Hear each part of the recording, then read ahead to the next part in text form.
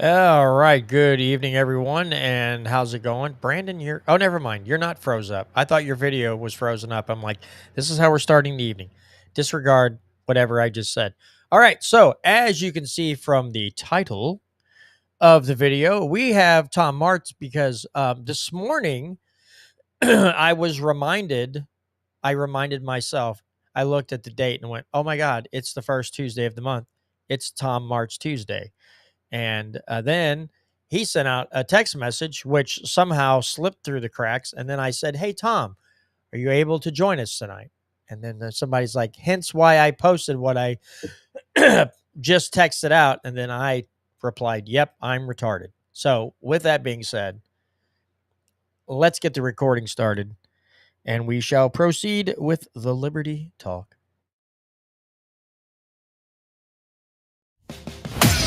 The Constitution isn't just a document. It's a blueprint for freedom. We're breaking down politics at every level, exposing government overreach, and going where the mainstream media surely won't. Join us in defending individual rights against the bureaucratic tide. You're listening to the Missouri Liberty Report. All right, everyone, and we are back. Excuse me, let me clear my throat. We are back for another Marxist, not Marxist, Marxist, Martzist edition of the Missouri Liberty Report. Again, every Tuesday, the first Tuesday of every month, Tom Martz joins us on the episode. I remembered this morning, last month, my co-host had to go, hey, isn't Tom supposed to be joining us? Because, again, I am retarded. But before I go off on some weird diatribe, Tom Martz, good evening to you, sir. Welcome back. Good evening, and it is nice to be back. We can, people think we're so pessimistic, but we can be pretty pleasant if we want to, at least to each other. Unless I say something goofy on a text thread, and then I might get lit up by Tom or Catherine or Brandon. But generally, we're all pretty pleasant to each other. So those people out there say we're so negative all the time and we're not very nice to these representatives. We can be pleasant. We can be very pleasant, just maybe not to them, but to each other. We're like, yeah, we're cool. We're like family. But if you're an idiot who wants to do what we're just talking about and heap praises on gerrymandering or redistricting or whatever you want to call this crap, we're not so pleasant.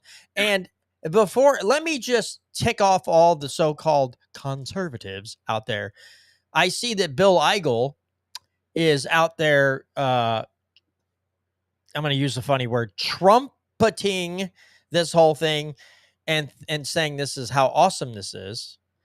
And the Justin Sparks of the world and everybody else, the normal ones of those who are held high by the quote unquote conservative liberty government movement are all on board with this because this means this will mean more Republicans in DC.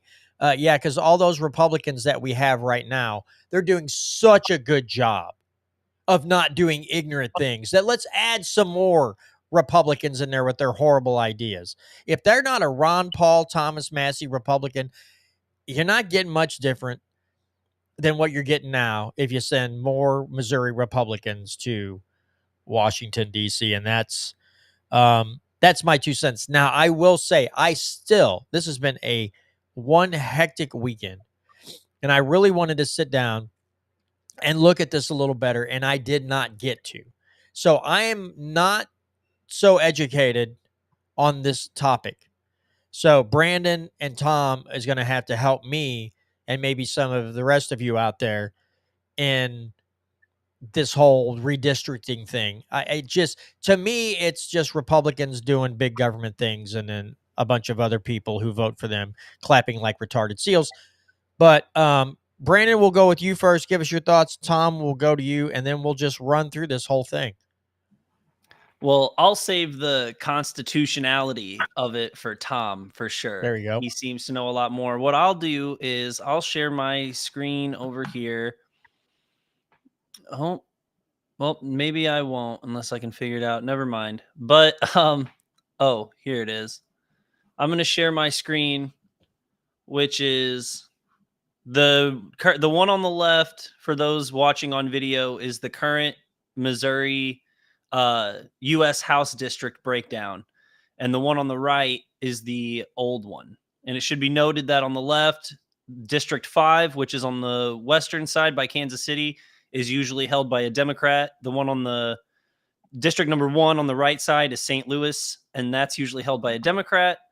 And then on the new map, that District 5 is kind of been cut up into some of the other districts and is gone. So for reference, it looks like they're basically just taking one of the districts away from the Democrats and giving it to the Republicans, which is the plan. But I'll let Tom delve into the constitutionality of it all. Well, see, I was hoping you'd go the opposite direction first. I thought I was hoping we'd do IP reform first, because this is going to take a while, this redistricting crap, because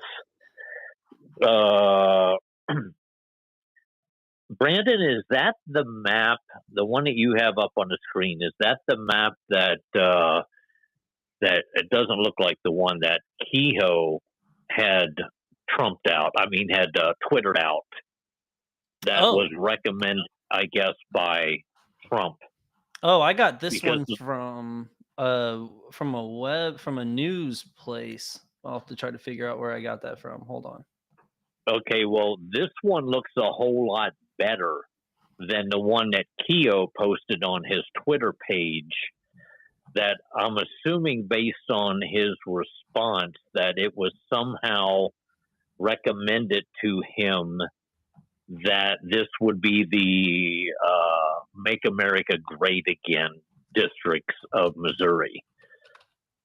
And you could realistically tell that congressional district number 5 on the one that I'm speaking of absolutely is gerrymandered into just a little portion of North Kansas City to make it so that the Emanuel Cleaver's district is completely obliterated. Okay, hold on. I'm going to share. I don't know if you can find that one or not. I'm going to share. Yeah, I'm going to share the one from Governor Kehoe here. I'm going to share a new screen.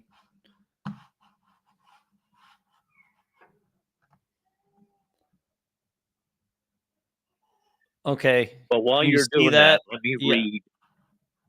Okay, can I see that? That's the one no. that Kehoe had retweeted with the Donald Trump's great Governor Kehoe of the wonderful state of Missouri, blah, blah, blah. I remember I won the election by a landslide. And that's that's the one. Look at the way that congressional district has this little, I don't know what you'd want to call that thing up above the north part of Kansas City right there. It looks like it's an arm reaching over to Kansas, shaking its hand or something, the way it's drafted, which is why I actually like the one that you posted first. Actually looks better than that one there. I don't remember where I got the other one from. I thought it was from a Newsweek article, but it wasn't. Or it was from a Newsweek article, but the Newsweek article one isn't colored. Oh, nope, this is the one from Kehoe. Because you see that little weird-looking crook arm up above North Kansas City where it basically goes to the state line of Kansas, and then it looks like it puts, I'm going to say it looks like it puts most of Kansas City into Congressional District 4, but they kind of have this weird-looking archway up above to take in North Kansas City to put it in number 5. Well, if you when I had it up earlier, I'll pull it up again in a minute. District 3 on the old map goes it's in Jefferson County, which is just south of St. Louis County, and then goes all the way around Franklin County and wraps back up and ends on the north side of St. Louis County. So I'll pull that one up really quick again.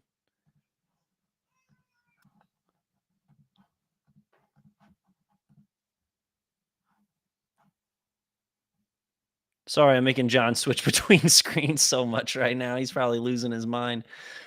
But if you look at the old district, look at District 3 and how weird that is. It runs north of St. Louis County and then just goes all the way down and around and circles District 2. It's just such a weird layout for a district.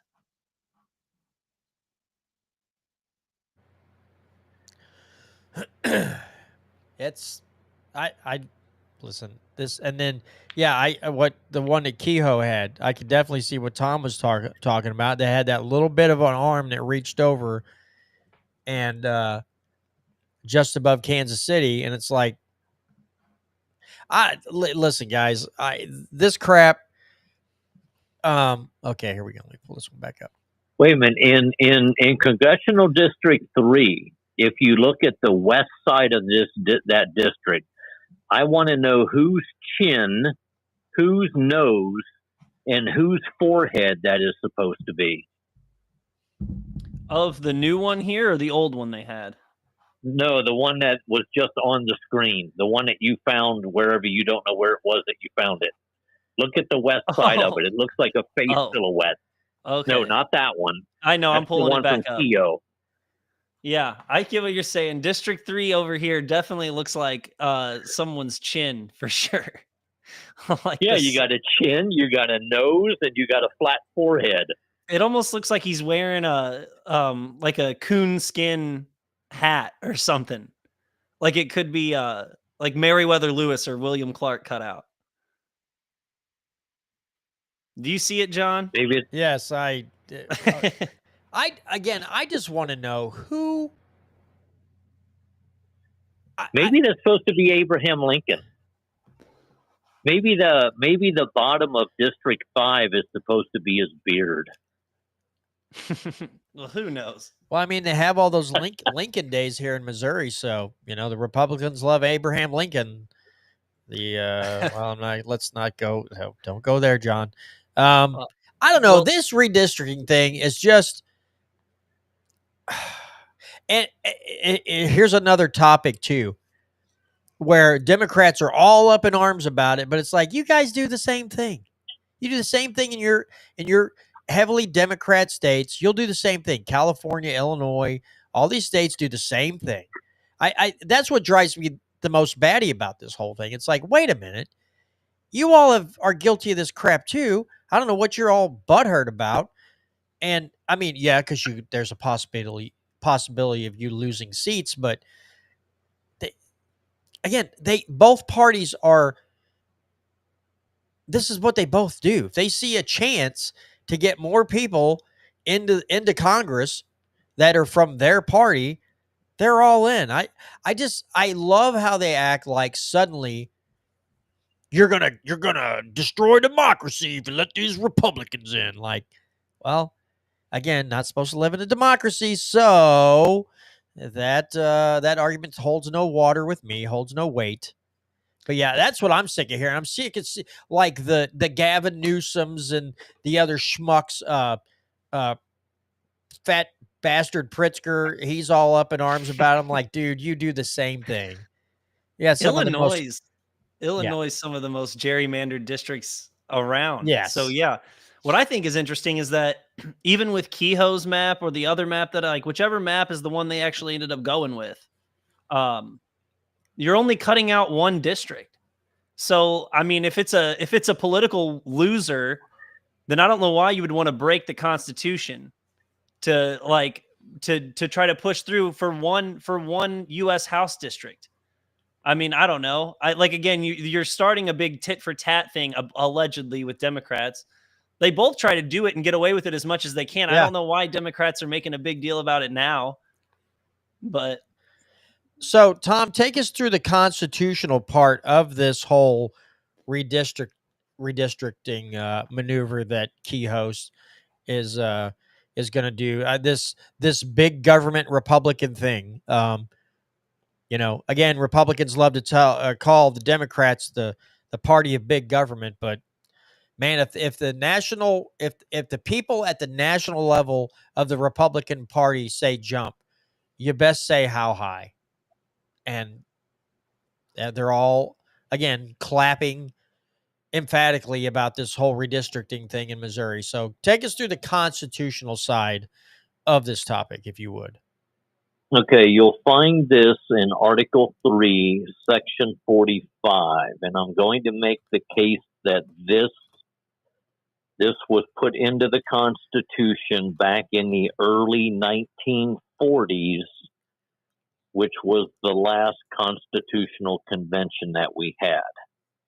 So it specifically states when the number of representatives to which the state is entitled in the House of Congress of the United States under the census of 1950 and each census thereafter is certified to the governor. The General Assembly shall by law divide the state into districts corresponding with the number of representatives to which it is entitled, which district shall be composed of contiguous territory as compact and as nearly equal in population as may be. Now, what most Republicans are doing right now, I'm going to come at this from a couple different directions. They're making the case, well, it doesn't say that we can't redistrict, therefore we can't.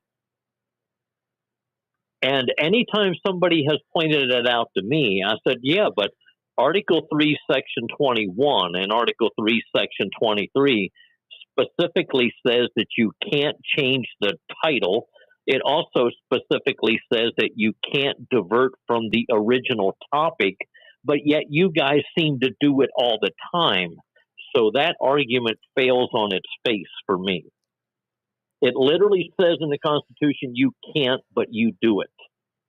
So I'm asking, where within the confines of this Article 3, Section 45, does it grant the authority for the legislative body to create another law to divide the state into districts simply because the original draft that was approved and certified is not to their liking? What they're trying to make the case for, in reality, if you take this out to what I consider the logical conclusion, is that starting in year 2030, they could redistrict.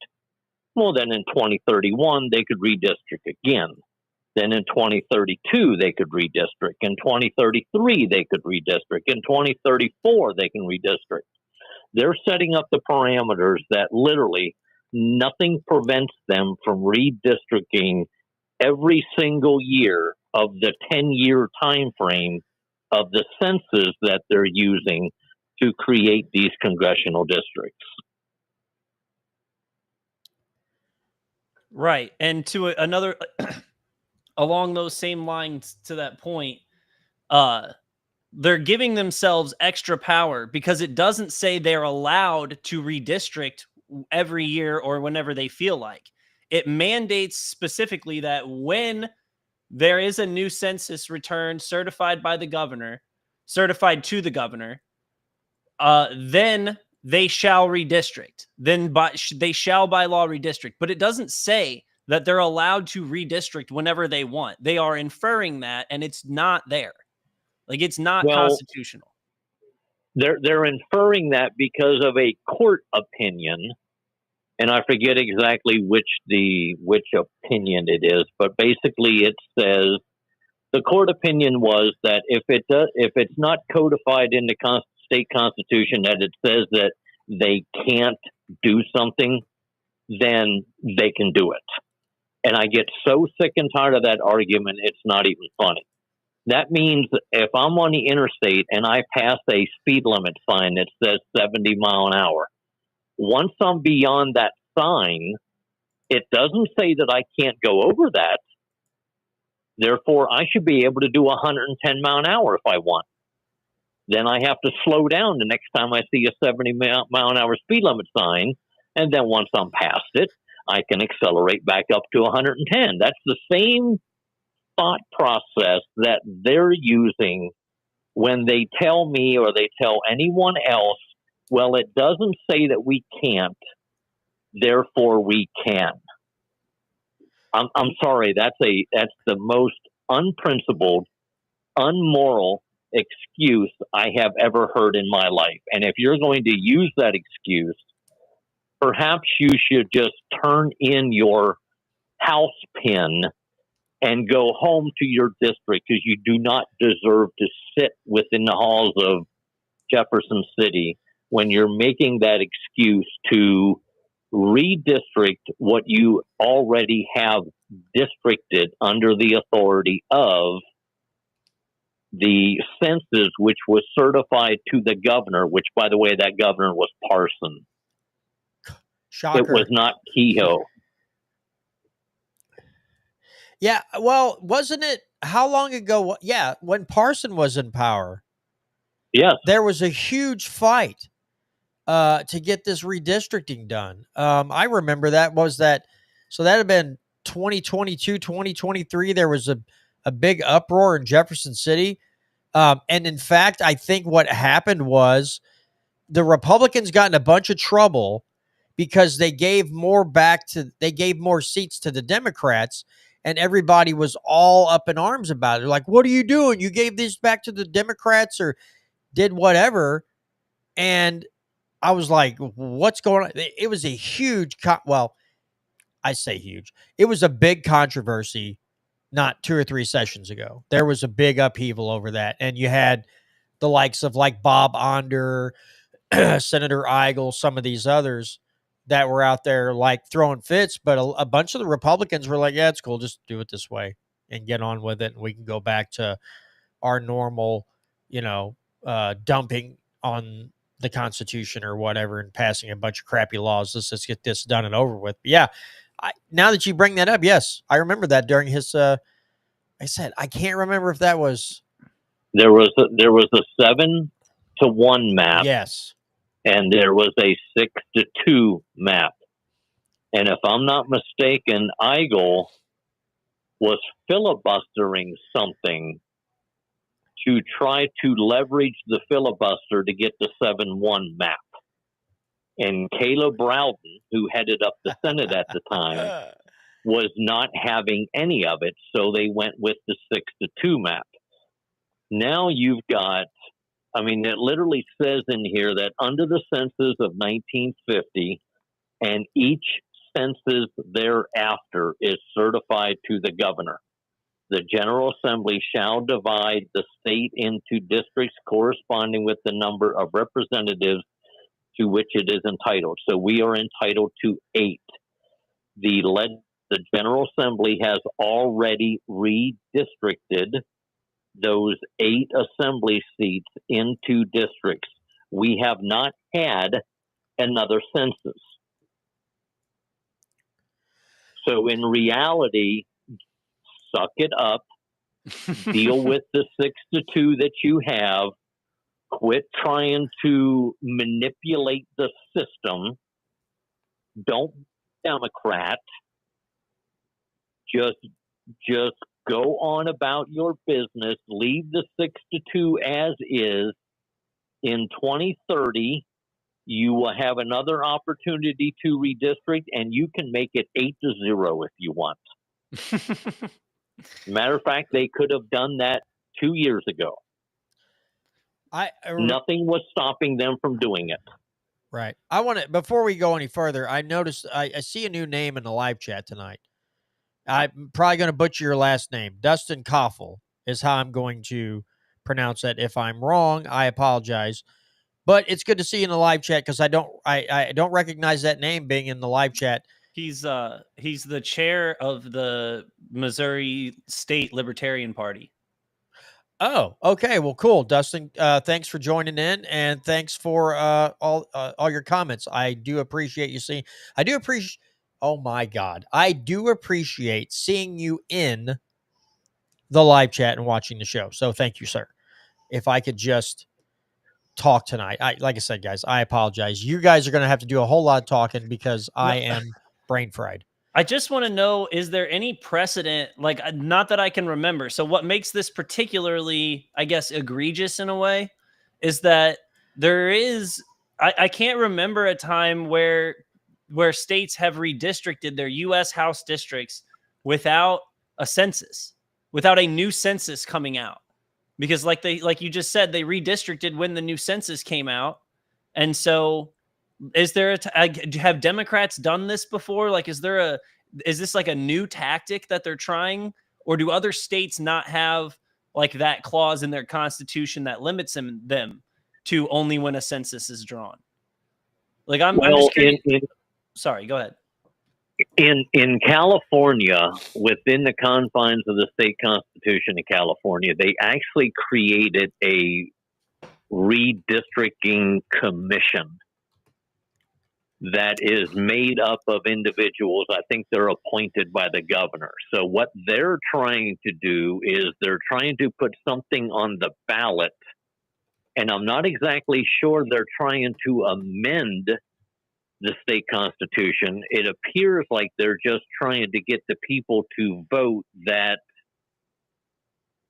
they're going to redistrict, but the state's going to redistrict, and the redistricting commission has nothing to do with this. I mean, it's adamantly, if they're not doing it the proper way, what California is doing is adamantly unconstitutional. I would deem what Missouri is doing is adamantly unconstitutional, but that's because my thought process goes back to the framers and the founders when they said, if you're granted this authority to do something, you can do it. But if you're not granted this authority, you can't do it. Just simply because 5 men or 5 women or 5 people in black robes made the comment that, well, if it doesn't say that you can't do it, then you can, and that's what you're going to abide by, then please don't walk into a church on Sunday and make the case that you're a principled Christian. Yeah, I like I said, this whole thing is. Go ahead, Brandon. Sorry. I was just to get back to it. So there's nothing that you can remember, I guess, of states actually redistricting, because like what you were talking about was what California is trying to pass. But I'm saying, is there a past history of redistricting U.S. congressional maps without a census from Democrats or Republicans, or is this like a new strategy in 2025 that they're just trying? This is going to be, as far as I have researched it, and to the best of my knowledge, this is completely a new tactic. And what I have reached out to a couple people to do, back when they did the state constitutional convention back in the early 40s, when they created the Article 3, Section 45, there would be a specific journal that relates to Article 3, Section 45. What were the people thinking? What was their thought process? What was back in the 40s, they would have never dreamed that halfway through a census, the state legislative body would determine, oh, hey, let's redo this. So they would have never in their wildest imagination thought that they would have had to put in language that once it's redistricted, it is completely redistricted for the whole tenure until the next census, because no one would have ever dreamed up in 2025 that Donald Trump would demand that states redistrict to become more compliant with make America great again. Well, and something else, Tom, too, that you've talked about when I've seen you at like anytime you speak in front of a group that I've been at, I think that's been 2 times. And well, actually 3. But anyway, the one thing that they don't do is they don't look at the original language and they don't look at the intent. They parse it by words and they parse it by today's definitions of language or the lack thereof or whatever, and they base their opinion on that. But they don't look at the actual intent, how it was written, when it was written. That's the one thing they're not taught to do and they refuse to do. Is that right? I mean, am I right there? Is that's a lot of the problem? That's Well, also nobody goes back. sorry, Nobody go goes ahead. back to the nobody goes back to the beginning, because I see too many people who are readily willing and able to give Donald Trump the credit for pointing out voter fraud. Heck, I can remember people talking about voter fraud back in the early 70s. I know it existed back in the mid to late 60s. I know it existed in the early 60s. It even existed longer than that. So, unless everything has a beginning point. That beginning point is when it started. And if you're not going to go back to when it started to research what it is and how it is that it got going to begin with, then don't tell me that you've researched the topic.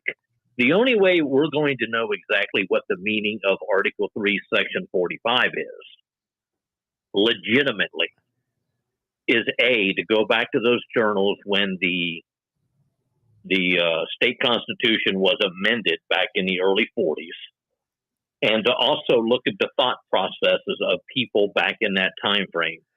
Nobody, even the wackiest wacko, would have never dreamed in any imagination that 5 years after the census was taken, that somebody would take the census and go, okay, well, we've already redistricted, but the president has asked us to do it again, so we're more in compliance with his agenda, so we'll go ahead and redistrict it. That wasn't even a thought process back in the 40s. Okay, well, I want to show you guys something because this is going to make everything better. Okay, we have the top people, we have the best minds on top of this on all things government. Let me share my screen here because we have this new site. It's called Awaken Missouri. It's a free forums board, and as you can see, wait, I got it. Okay, never mind. I'm sharing the screen. As you can see, Welcome from Justin Sparks is the first one created. The second one created is The Role of Government, hosted by Bill Eigel. And so don't worry, guys. Now we're gonna get this figured out because the We got guy the who best. is openly praising this whole thing is also going to give us instructions and his thoughts on the role of government. So I don't know. I don't even know why we're talking about this because he's going to line it all out for us and he's going to show us everything. He's going to tell us exactly why this is okay. And we brought up we bring up conservatism when Tom is on the show and these limited government people. But this guy's applauding like mad to get to do this redistricting. And then he's going to tell us the role of government. So, I mean, are we serious right now? Is this what we're doing? This is for real? I don't know. I saw it on the Missouri Freedom Caucus had it up on their page, and there's actually a video with Justin Sparks and Bill Eigel, and I'm tempted to play a little bit of it. Can you guys tolerate a little bit of that without vomiting on your shoes? Probably. I'll try. I What had a about big you, dinner. Tom? Can you tolerate it? I'll go for it. I've got to hear this. Okay. Now this is just about the creation, but this is Justin Sparks and let me start it. Make sure the audio is not going to be super loud. Martz here, state representative for the 110th district. I'm joined by my good friend Bill Eigel, former state senator and gubernatorial candidate. In my time in the legislature, I have had my eyes opened, and I think you would agree, Bill, there's a movement happening in Missouri, and it's been happening for several years.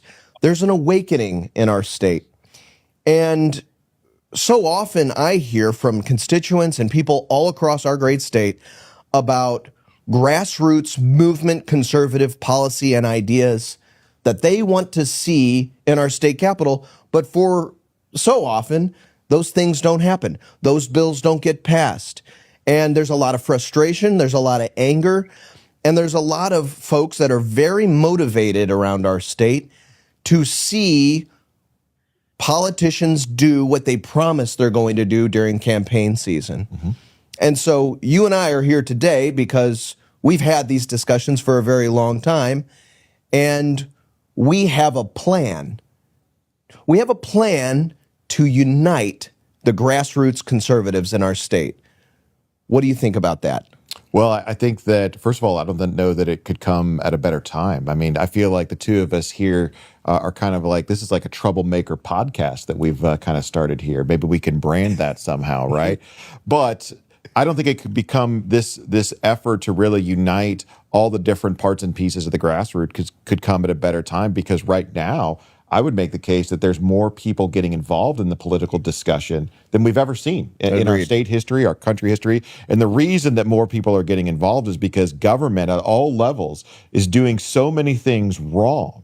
They're doing so many things inefficiently. They're doing so many things that are putting government into places of our lives that the founding fathers never intended for government to be, whether it's starting with Obamacare. That's what actually got me involved in politics about 10 years ago, whether it's the COVID environment, whether it's the crushing tax burden that's forcing people out of their homes, whatever it is. All these different things are coming together, drawing folks that probably at some point in their lives told themselves they never wanted anything to do with politics. But I kind of became a fan of saying that if you're not thinking about government and politics, rest assured government and politics is thinking about you. And so we've brought a lot of folks together, and the question now with all these folks from different backgrounds that have a lot of good ideas about the proper role of government, how do we bring them together? That is a great question, and actually that is the question. We must unite the grassroots, and here's how we're going to do it. AwakenMissouri.org is something that is going to be launching and is now built as a forum, as a discussion forum for you, the grassroots movement conservatives in our state from all over, from every background of life, so that you can debate, educate, rant and rave, and have a little fun doing it as well. But doing so respectfully and in a spirit of unity, because we all want the same thing. We want our state to be better for the next generation, for our children that we can pass on to so they can have a better future than we had. Mm-hmm. And I think that that's really the key, isn't it? Yeah. It's about putting our own personal stuff aside in the interest of a greater state. And the way that we do that is we unite. AwakenMissouri.org. Myself and Bill, we're inviting you to come check it out, set up your profile, engage in spirited debate, and move the conversation forward. So I can tell you, I'm going to have a profile on awakenmissouri.org, and I can tell you that there are a lot of folks out there that would consider themselves maybe a contrarian when it comes to political matters. And I'll be the first to admit that the word unity and the call to unify is something that has been often abused by the more establishment forces in our political discussion, right? For sure. What makes, I think, this difference is we are calling folks to not just unify for the sake of unity. We're calling on folks to unify and rally around the ideas that probably got them involved in politics in the first place. We want those ideas to take root to grow and to lead to productive interactions in public open forums that everybody feels like they're not just going to get attacked on a personal level, and they're going to be working and talking with like-minded individuals that really want to see some reform happen in the state of Missouri. And maybe the word I've been using for the most recent years is a reckoning for a lot of the establishment forces that are preventing the state of Missouri and our local communities from being just as successful as any other red area in these United States. So I think that this is a fantastic new move. I can't wait to get started. And Justin, I'm real thankful that you're taking the lead on this. AwakenMissouri.org. Come join us. Unite the grassroots together. Let's take our state back. All right, so there you have it, and it sounds like what's going to end up happening, and this is just my take, is that the grassroots, there are some grassroots organizations that are really trying to do good things that aren't so much. Well, okay, I would like to think there are some grassroots organizations out there who aren't that really want limited government. I'm sure they are, right? I'm sure they are. And then you get this awakenmissouri.org. And you guys can come on the board, and it's like, is this like an indoctrination page? And so then you'll get all the people who are gonna pat each other on the back. Oh, you're so conservative. You're such a warrior for liberty or whatever.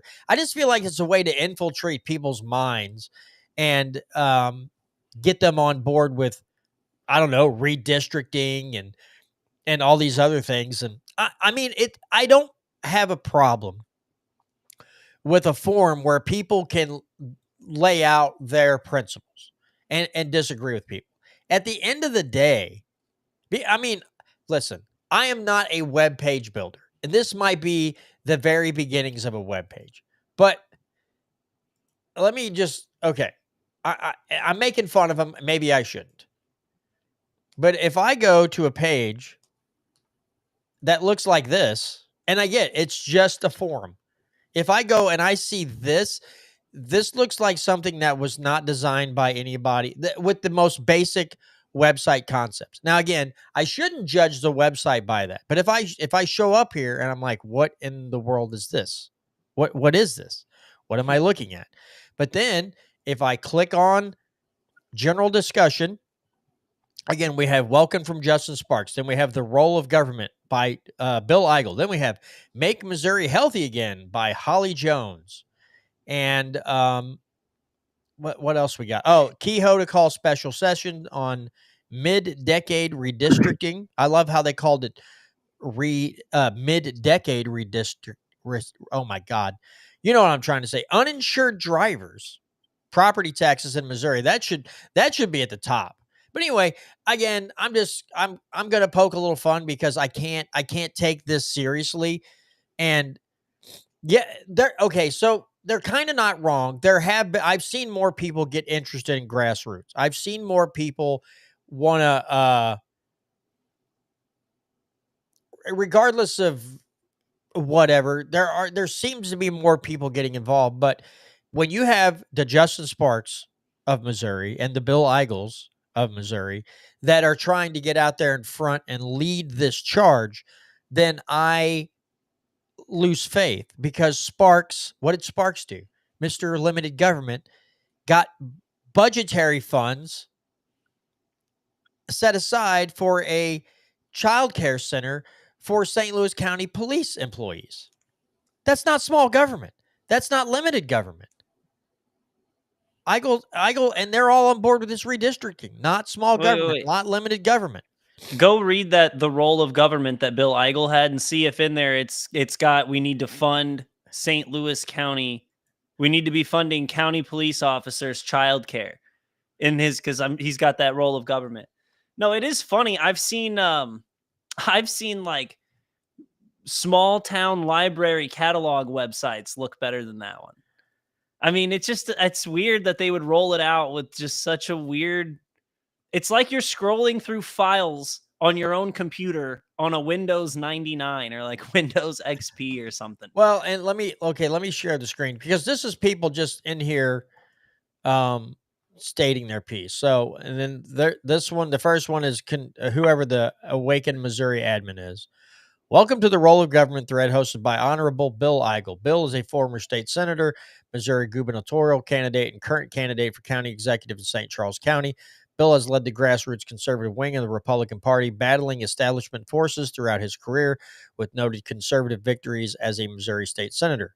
This is a special place to explore how we address the uncontrolled growth of government at all levels, debate tax reform, balanced by how we continue to deliver critical services, all while respecting the sacred role our constitutional republic plays in the lives of American citizens and liberty-loving people across the world. For Bill Eigel, it all starts in St. Charles County. Let's go. Then he says below it, I'm looking forward to hosting this forum and getting more direct feedback from Missourians. Now, someone, Mason Mom, puts, I would like to see citizens more knowledgeable of what the role of government is supposed to be according to the Constitution. The whole general welfare has been totally taken out of context and used to encourage socialism. I am liking hearing about having measurable goals to developing solutions. So then somebody below says small government is contrary to populist principles, which is what should have control. The government needs to be big enough to serve the people. Clearly, a dude's not getting it. But anyway, that's just a little slice of what's on the page. I like how the government has to be big enough to serve the people. Now, Tom, I'm going to let's get your take on what you just heard in this little 5-minute video between Sparks and Eigel. Let's just get your take on this because, again, I feel like the both parties, if there's grassroots movements, the parties try and infiltrate or tear down anything that could be possibly good that comes out of it. They try to tear it down, they ruin it, or they infiltrate. And you get a lot of people in these groups who want to lord. You still get people in these groups that want to lord over others. So if you're not doing what they want you to do, then they want to stir up trouble, and then it ends up splitting the group, and the group either goes away or then you have two more groups of people. And it just seems like not a whole lot of productive things come out of these situations. But Tom, I'll let you give your take on it. Well, you guys might be too young to remember this, and I'm almost too young to remember this, but the Goldwater movement got usurped by the establishment political party known as the Republicans. Yes. The God, what was his name? Was it Pat Buchanan? I think it was Buchanan. Yeah, because it was the Buchanan Brigade. So the Pat Buchanan movement got usurped by the establishment of the Republican Party. The Tea Party movement, in generally the vast majority of them, got usurped by the establishment Republican Party movement. And even if it wasn't the establishment Republican Party movement, it was people like Marco Rubio. It was people like Jeff Flake. It was people like Roy Blunt. It was, the list goes on and on and on and on of people who promoted themselves, and they stood up on stage and talked about how they supported the founding fathers, even though they couldn't even tell you who in the hell they were. Nor could they even delve into any writings of what it is that they said or what they did. And I have a Benjamin right now in my pocket that if I went into that group within 30 days, I would be removed from it simply by bringing up every time the state constitution has been violated by the people who are in that group, who are trying to promote that they are limited government conservatives who only follow the Constitution. Yeah, I mean, I remember people talking about Barry Goldwater. I know Ron Paul's spoken about Barry Goldwater. I remember just listening to podcasts, Tom Woods and some of the others talking about Pat Buchanan and his stances on a lot of these wars. And they didn't like that. They didn't like that a Republican was out there was taking a stance against our foreign policy.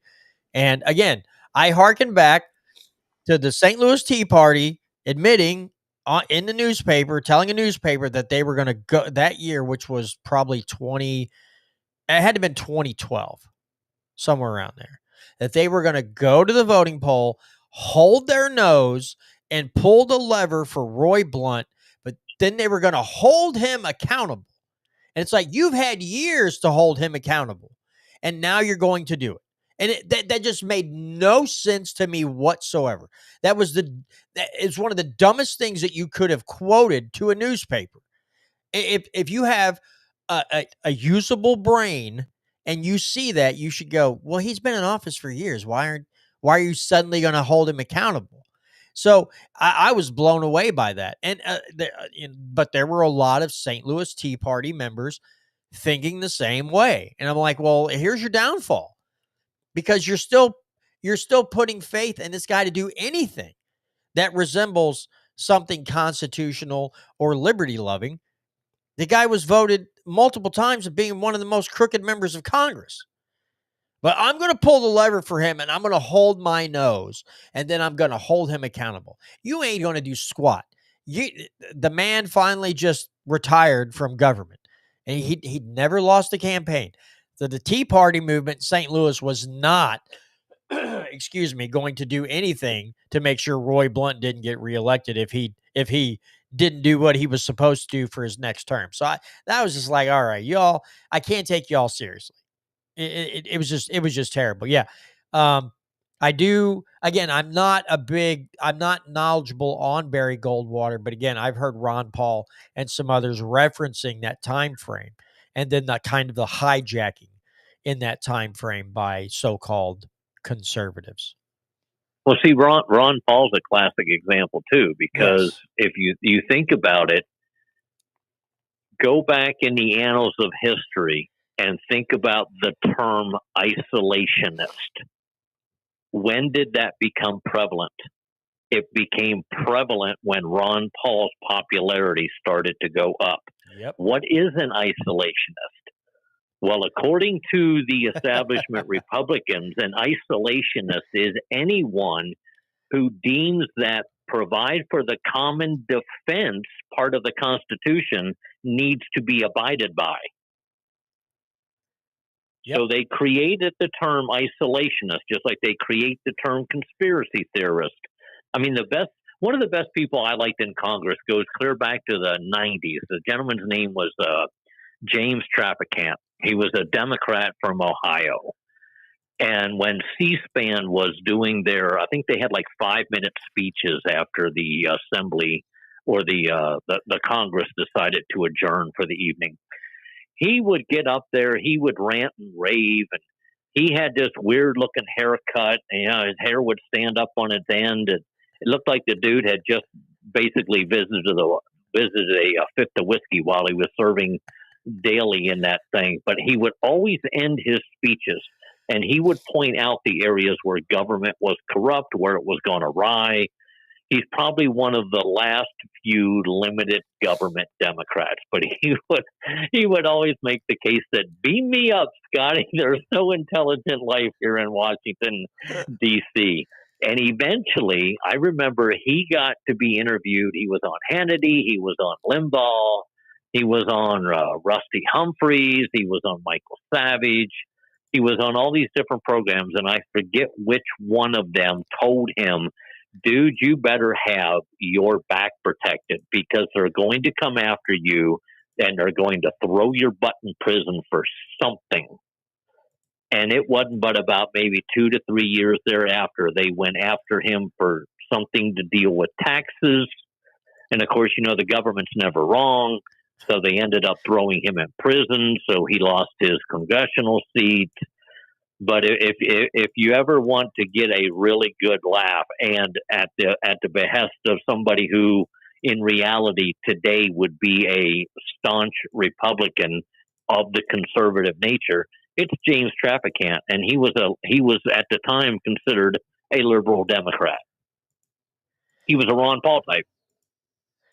That's the thing too. I remember talking to people at work we were eye to eye on so many things. And when I brought up Ron Paul, he's like, yeah, but he's kind of an isolationist. I'm like, come on, dude. Like, what are you doing? Like, you agree with it. Well, it's like, so we have to be entangled in all these wars. We have to do all these things. And it's like, no, he's not an isolationist. He just, it's like, again, for all the people who don't serve in the military and uh, they sit home and cheerlead the wars. It's like, yeah, it's real easy for you because you're not being shot at. It's real easy for you to cheerlead these things. And if a guy comes along and says this is bad, I mean, remember Ron Paul was in South Carolina. It's some kind of Christian like event, right? And he brings up the golden rule. And almost the entire crowd booed him about the golden rule when he was talking about foreign policy.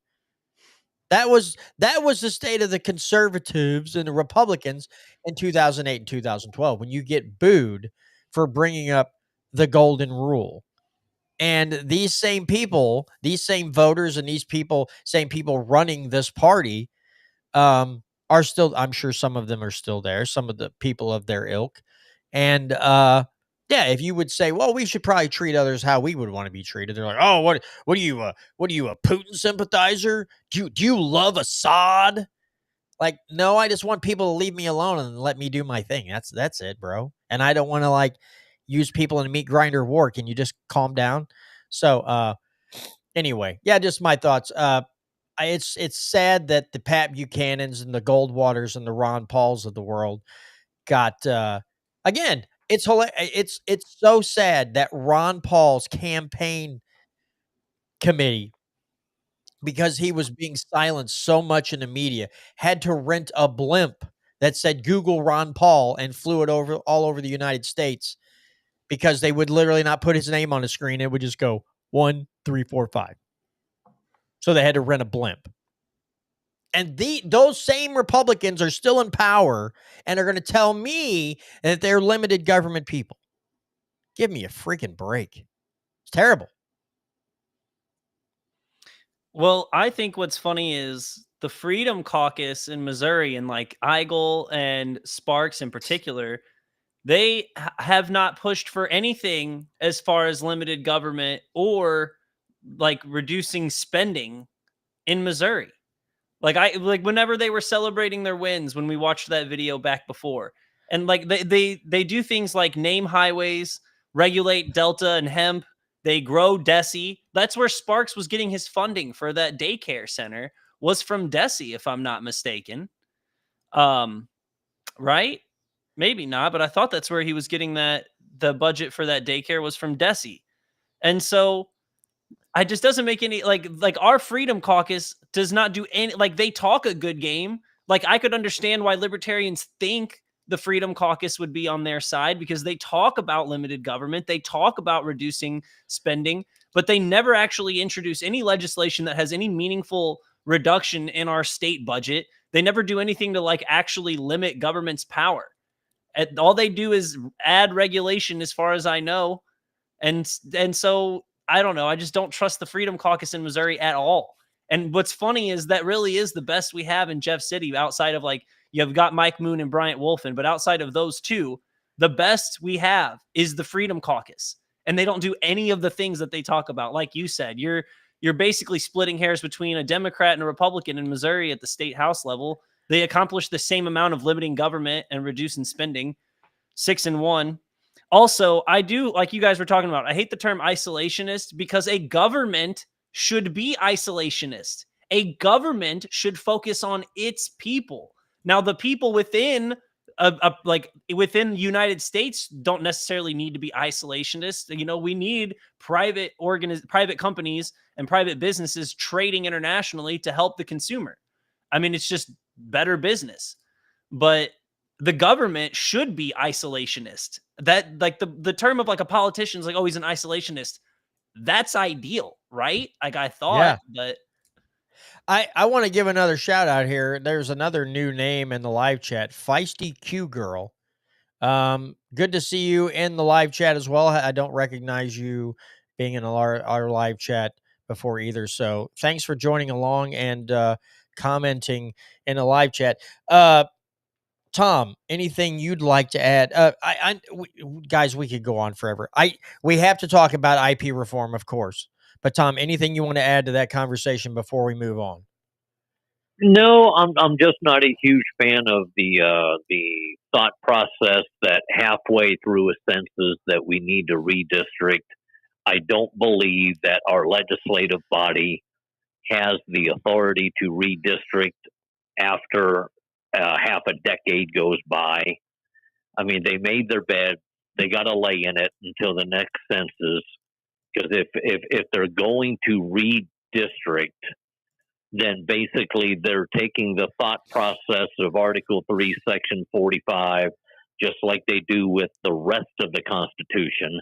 They're turning it on its head, and they're just making the case that, well, the people weren't specific enough. Therefore, we can do whatever it is that we want to do after all. After all, we're elected to do this. And in reality, if you read Article 1, Section 1, Article 1, Section 2, Article 1, Section 3, they weren't elected to do that. They either have principles or they don't have principles. And I don't care who you name in this thread, unless the last name is Wolfen or the last name is Moon. I don't want to hear jack squat about, so this person's good, this person's good, this person's good. They're situational at best. At least with Wolfen and Moon, a larger, greater percentage of the time, you are going to get a well-reasoned argument on why it is that the government shouldn't do it, and you're also going to get a well-reasoned discussion on why it is that they are voting no on something that should not be done by our government to begin with. I want to add a little something to your comment there too, Tom. Is we get this crap all the time, right? And we hear this from them, and it's like, if you guys were really worth a hoot, if you were really looking out for the people, if you were really looking out for liberty, you were really looking out for freedom, we wouldn't have to play these silly games. We wouldn't have to have these power trips. If you were abiding by the Constitution and doing your job as it is outlined in the Constitution, and the people were prosperous, you wouldn't have to play these silly games. You wouldn't have to say, well, again, the guy literally called it in the forum a mid-decade redistricting. I've never heard that term before.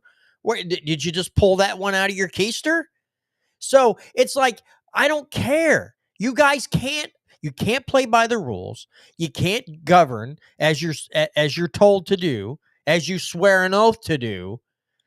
And so you have to play these games and to ensure that you become the main power faction of the central planners.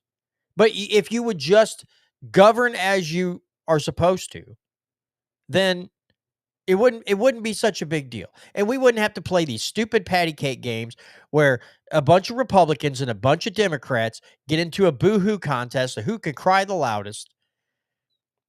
But yeah, we can't do that. We have to, again, you play stupid games, you win stupid prizes, and that's what we're doing right now. I mean, the three of us aren't playing stupid games.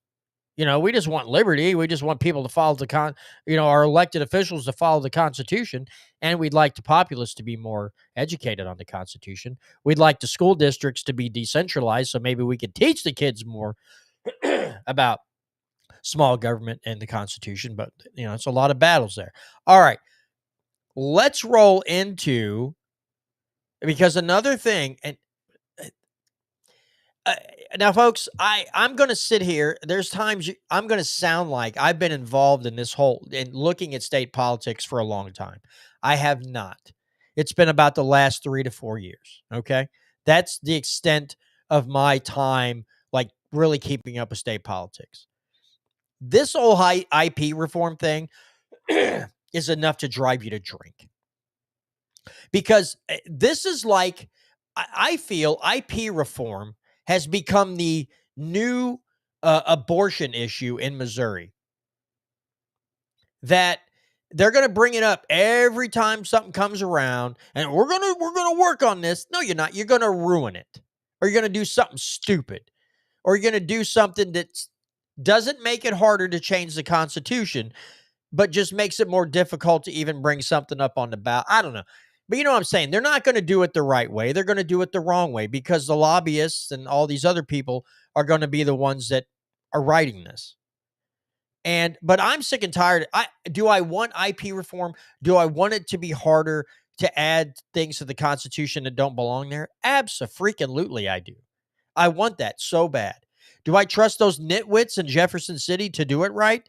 Hell no, I don't.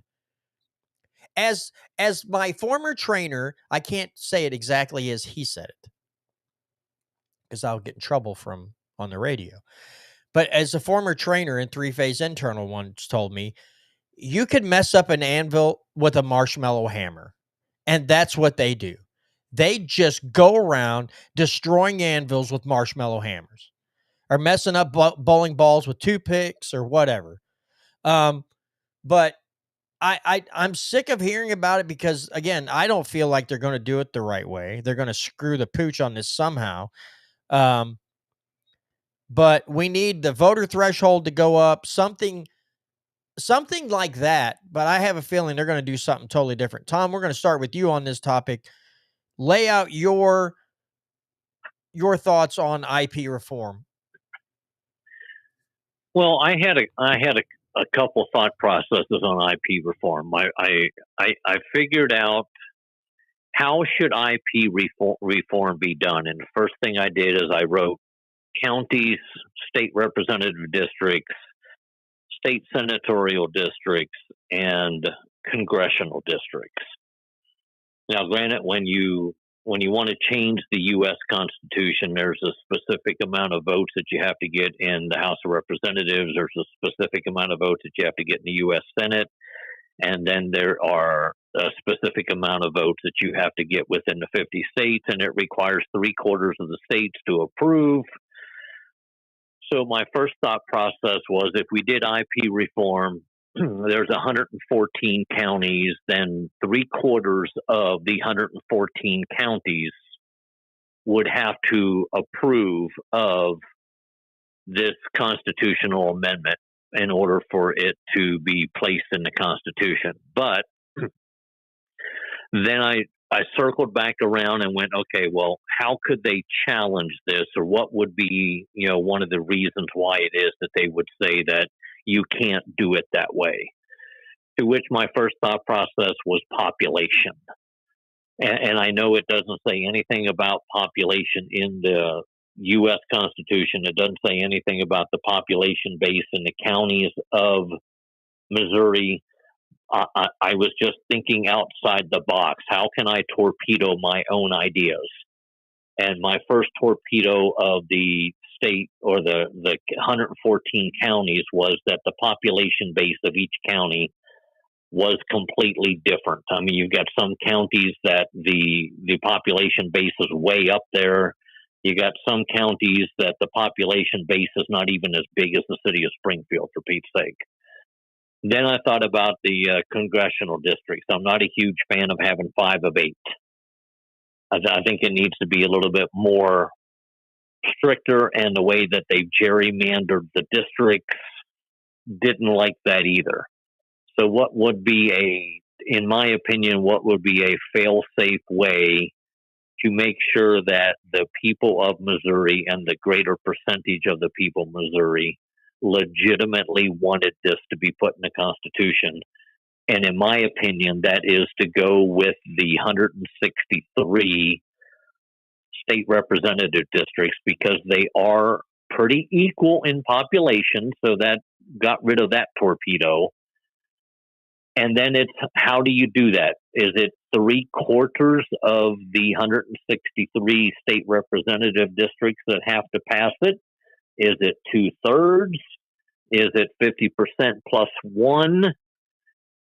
To be honest, I think the harder it is to amend the Missouri Constitution, whether you're trying to get something out or whether you're trying to get something in, the Constitution was created to make governing hard. But when your state legislative body has an opinion from a court that basically says, "Oh no, governing's not supposed to be hard. You can just do whatever it is that you want to do. We're good with that." Something needs to change. So if they're going to do IP reform, and my fear is they're going to create a two-tiered system. This was the last time that they tried to do IP reform legislatively within the House and the Senate to get it to the ballot. They were creating a two-tiered system, whereas if the legislative assembly put something on the ballot, then a simple majority, 50% plus one, it went onto the ballot, or it went into the Constitution if it got 50% plus one. If it was a proposal by the people, in other words, a citizen's petition, they were creating a mechanism where it had to have, I believe it was 5 out of the 8 state congressional district seats, plus it had to have 50% plus one of the majority vote of the grand total of the 8, if I'm remembering that correctly. So right off the bat, they were looking to put a constitutional amendment into the Constitution, which actually, on its face, violated the Constitution. But once you put it into the Constitution, you can't say it violates the Constitution. You can, but nobody's going to look at you and go, "Are you serious?" And that's the thought process that we have now. If it's in the Constitution, then they seem to think that they can do whatever it is that they want with it. And I think the harder it is, I would like to see IP reform done so it requires 3/4 of the 163 state representative districts to approve the constitutional amendment. And one other thing I would like to see done, and I don't think this falls under IP reform, but it's something that I've contemplated in my head for at least 20 plus years, is making it so that a certain percentage of the registered voters have to vote on something in order for it to become law. So it would prohibit, when you try to create a school tax increase, it would prohibit 10% of the people showing up to the polls, of which 8% of those are the ones who would benefit from that school tax or that bond or whatever it is that they're voting on. So of course it gets approved. So if they set some sort of criteria for local tax measures, county tax measures, those types of things, and say, hey, at least 25% of the registered voters have to appear and vote on this measure in order for this to count, I'm kind of leaning my thought processes that way to combat what it is that we have 8%, or actually 5.5% of the people who actually reside in a county get to control 100% of the people in the county, because they're the people who actually went down and voted. Again, to your point about a lot of this, I remember, everybody should remember Amendment 3, the recreational marijuana thing. That was only passed by, I believe, 16 counties in Missouri. So 16 counties passed. You got to say that recreational marijuana was added to the Constitution. What was it? 39 pages of BS got added. So yeah, 16 counties. And there was a whole lot of people out there really happy about it. And there was a whole lot of people like myself that thought it was one of the most horrific things. I mean, it's bad enough when you add bingo. right? You had bingo to the Constitution, which was done years ago. Now you got recreational marijuana in there. And I don't know. It needs to be harder to get it pushed through. But again, I would like to know what they're proposing as far as this goes, because I have a feeling they got something way kooky, really dumb in the works, to try to shove through the General Assembly, and I just don't trust them. Yeah. I agree with Tom's point about making the government is set up to make it harder for the legislators to govern and pass things, not easier, because you're with the representative government, you need to make it where we're against tyranny of the majority, basically. That's the big thing with IP reform is I personally don't trust 51% of the people to make decisions for me any more than I trust the legislative body to make those decisions and not violate the Constitution, which we see that the state legislature is willing to violate the Constitution, despite the fact that they took an oath to it. So again, it's about trusting whether or not you think 50 plus 1% of the people are going to think constitutionally. And I just don't, you know what I mean? I don't think that, not any more than the representative government. And that's the whole point of the Senate in the first place, both in the US Constitution and in the state constitution. The Senate is there to prevent, exactly like a majority of people just completely destroying the Constitution and violating individual liberty. That's why I don't know. That's why I support IP reform for sure. Again, even like the wins you were saying, we got through ballot initiatives, we got legalized sports gambling and legalized marijuana. But the taxes and regulations on that is out of this world, and now it's in the Constitution. And so it's going to take a whole nother initiative petition or some sort of correction from the legislative body to be able to amend those things to make it where to possibly take some taxes off of those things. And so it's not, again, it's trusting the citizens to make the best decisions for the individual. And I don't trust that. Yeah, I don't know what they have. I haven't seen anything per se on the legislative website for the state of Missouri on what they're offering, but you can bet that it's not going to. There's going to be a whole host of them that won't benefit the people at all. There will be a few that'll benefit the legislative body, and then there will be a couple that they'll try to promote to us that this is what we need to do because this will protect our Constitution. Well, to my way of thinking, with looking at legislation since 2010 and looking at voting records since 2010, the best way to protect the Constitution is to prevent you people from voting on legislation. And that's the thing. This Dr. Bob Bonder, he's been out there. He's doing his thing. A lot of grassroots really love him. A lot of so-called conservative groups really love him. But he was, when IP reform was brought up, 2021, 2022, somewhere in there, he was heard saying, well, he was just going to be rid of it. He was like, we don't need IP reform. We don't need initiative petition. And people were like, what? He's like, well, some states don't have it. Okay. What's that got to do with the price of rice in China? So, I mean, okay, so some states don't have the ability to do an end around on their legislative body when their legislative body won't listen. Let's say there's something that revising a statute or whatever, not necessarily amending the Constitution, but fixing an immoral law, right? Repealing an immoral law, something. We want to fix this.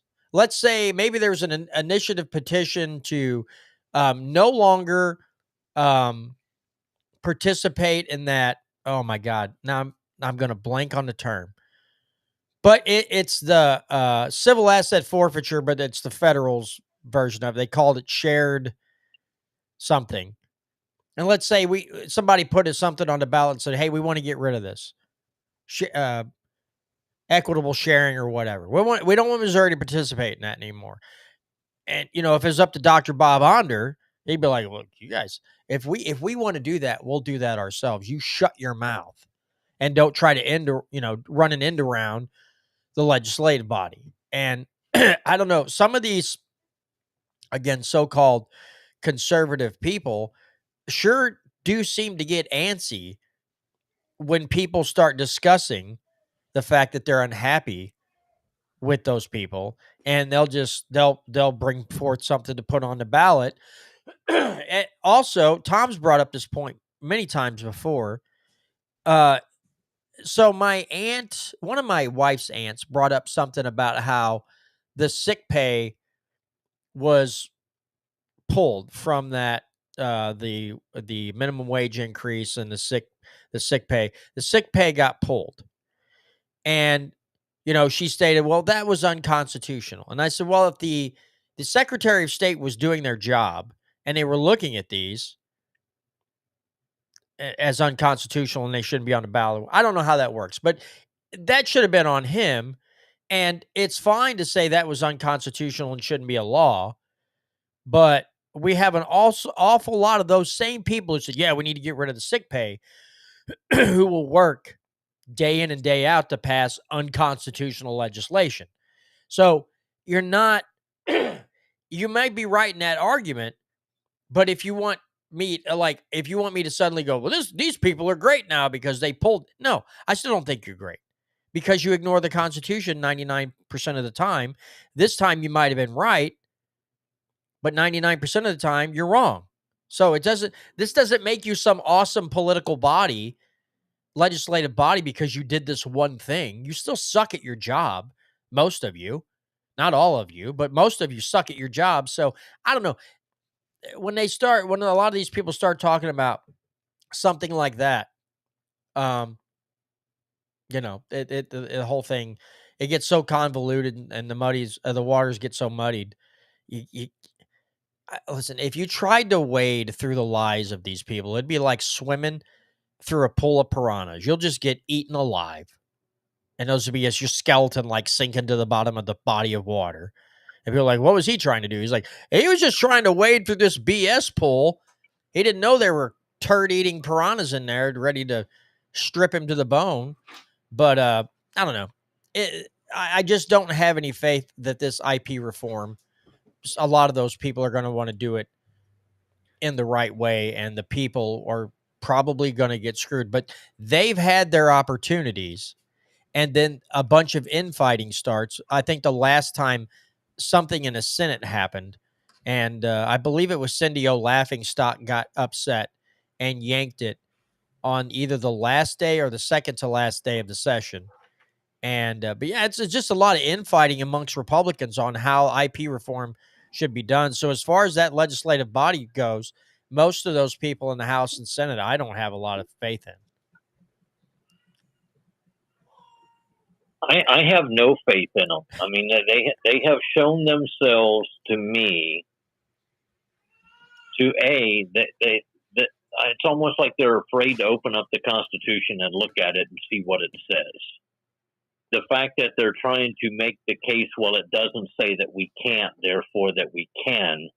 But yet, when it does say that they can't, and they do anyhow, and they don't see an issue with that either. I don't care whether you have an R after your last name or whether you have a D after your last name here in Jefferson City. You predominantly walk the same line, kind of like we're going to have on the ballot HJR 73, which is, I think it's going to be Amendment 3 again, which is the one that's supposed to limit abortions and transgender surgeries in the state of Missouri. And that's going to be if it's not on the August ballot, it's probably on the November ballot. and they're titling it about healthcare reform. Well, what exactly does abortion have to do with transgender surgeries? Nothing. But if you're going to title it about reproductive health, well, then you can make the case that, well, if you got a child that's had transgender surgery, then that later on in life they can't reproduce. But for something like that to be considered pro-life, when in reality, and I'm not saying where I sit on abortion, I'm just talking about this piece of legislation. If you're going to make the case that you're pro-life, well, then pro-life would mean that you would want to protect every individual in the womb from the time they are conceived until the time they are birthed, unless they are aborted by natural causes. But no, we're creating a mechanism by only certain individuals are protected. The other ones, they're not worth our while, because we can still raise revenue off of those and try to convince people that there's still a pro-life movement in the state of Missouri. And we're going to continue to work until we completely eliminate abortions in the state of Missouri. Yeah, this whole thing, again, not a fan of abortion. I'll just say it out loud, right? Not a fan of it. But here we go again with the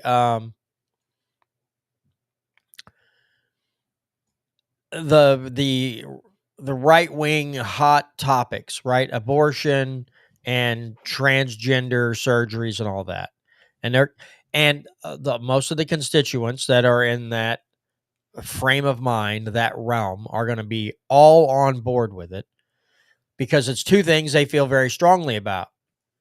And again, Brandon and I have stated this multiple times before. As much as we just pile on the elected officials in the state, if the people are also cheering along and saying, let's get this done, doesn't matter how unconstitutional it is, then they're going to be like, oh, they love this. We'll keep doing it. So the people have to come to an understanding and come to an agreement that these are things we feel very strongly about, and we'd like to change the statutes or whatever, right? Or write new law. But let's do it the right way. But no, we're going to lump it together because we're so angry. And you might have every right to be angry about it, but it doesn't mean you have to give your elected officials the green light to just trample all over the document they swore an oath to. We still have to do these things the right way. So yeah, as much as we like to just come in dressed up as the Undertaker and start just giving a bunch of these reps and senators the old tombstone, we also understand that if the constituents don't,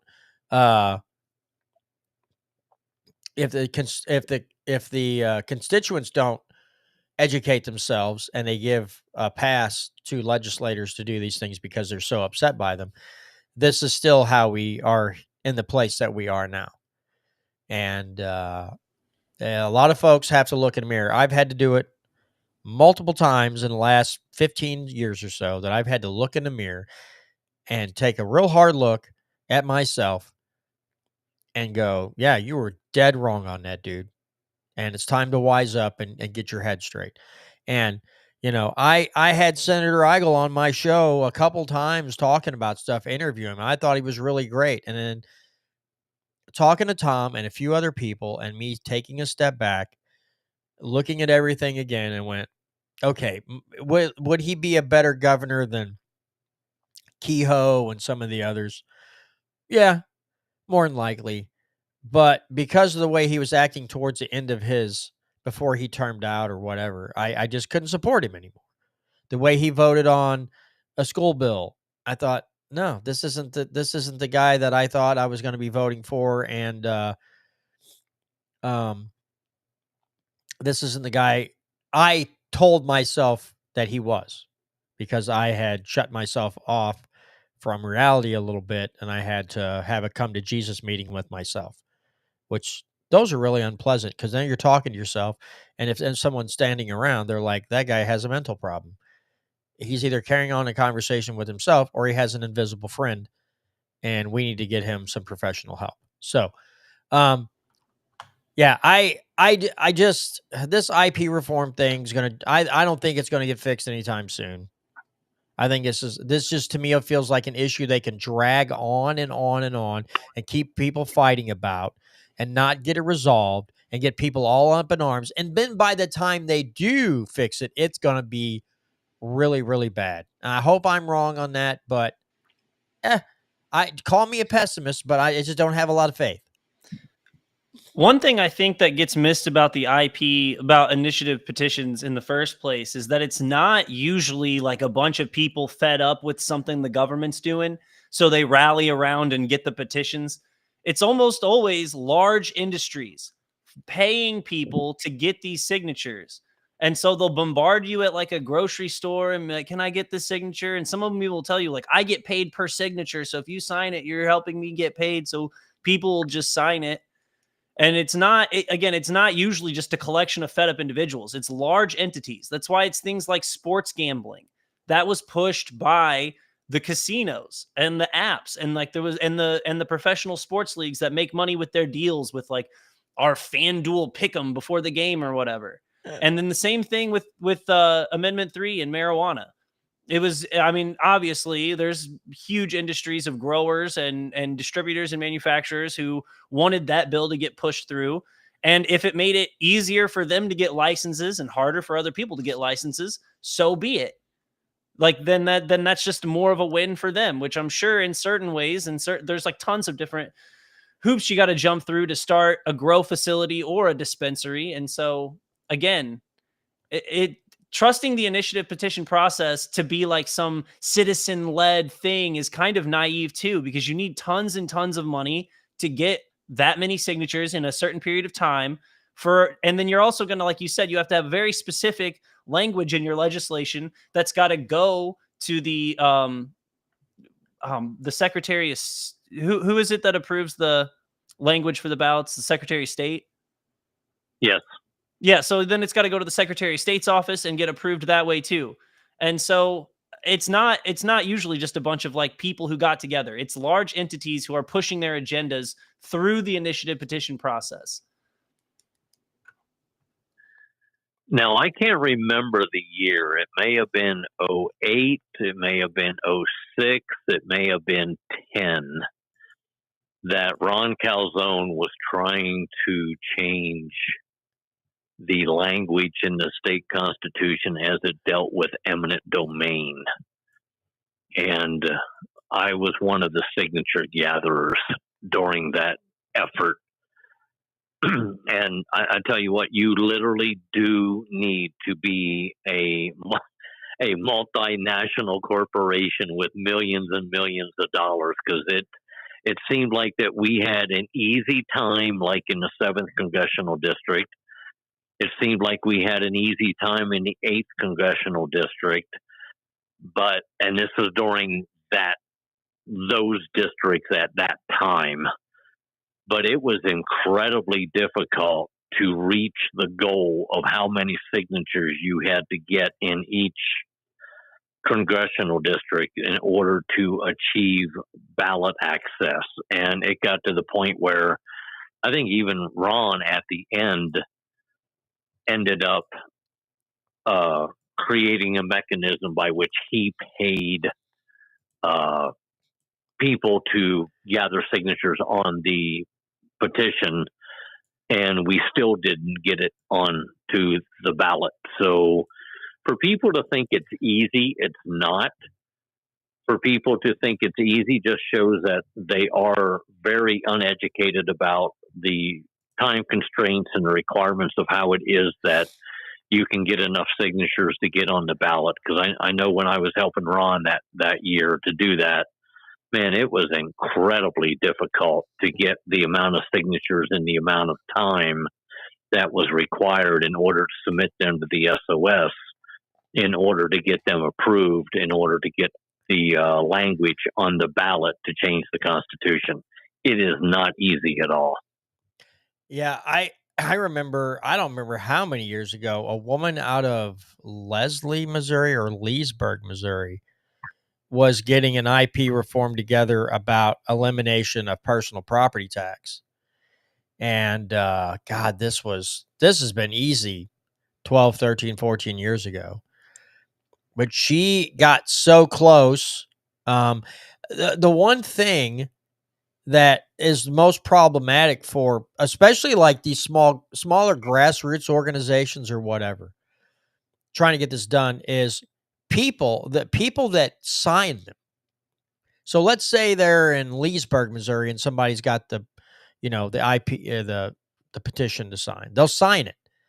And then they'll go maybe 2 towns over and somebody else has got it and they're signing it again.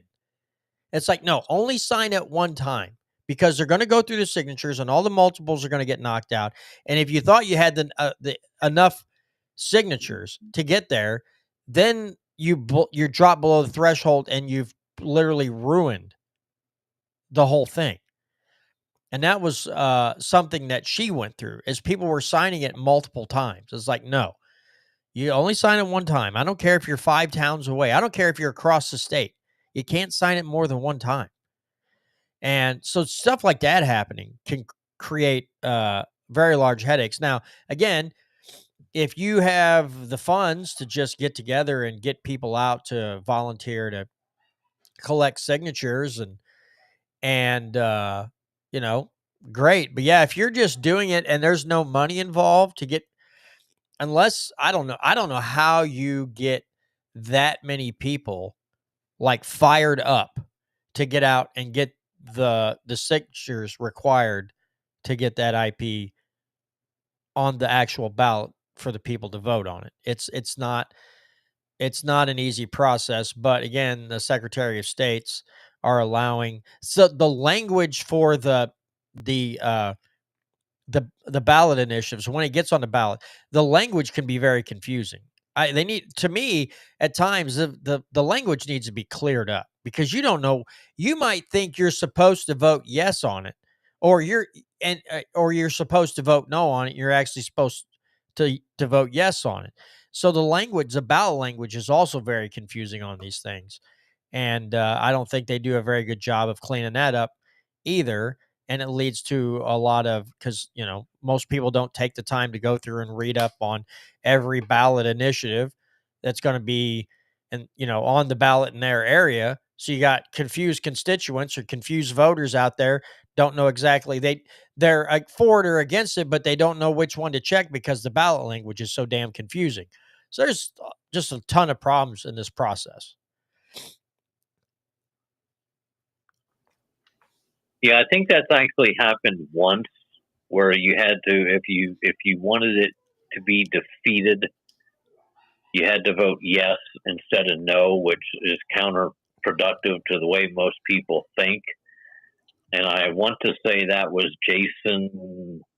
I think that was Jason Kander, who was the SOS at the time. So that was when at a time frame when the larger percentage of the state elected officials were Democrats, but the legislative body was run by Republicans.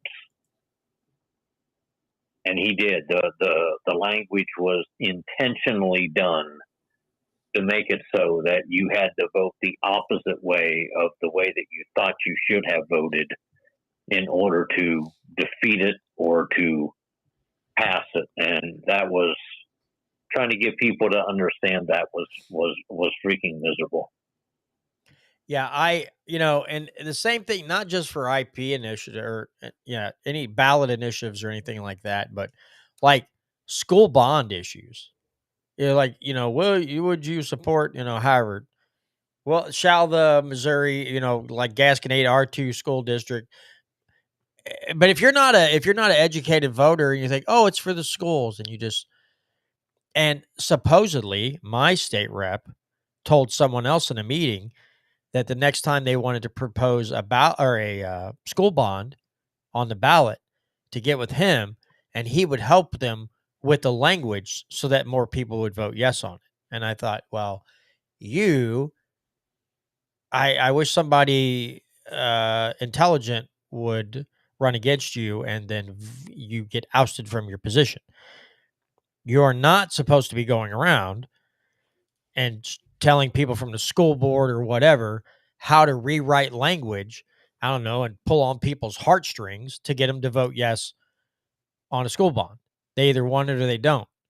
Now, the citizens should be more educated on what all the school is saying this money's going towards, but you don't need a state rep saying, I'll help you with the language and make it more appealing to the voters. So maybe they'll vote yes next time.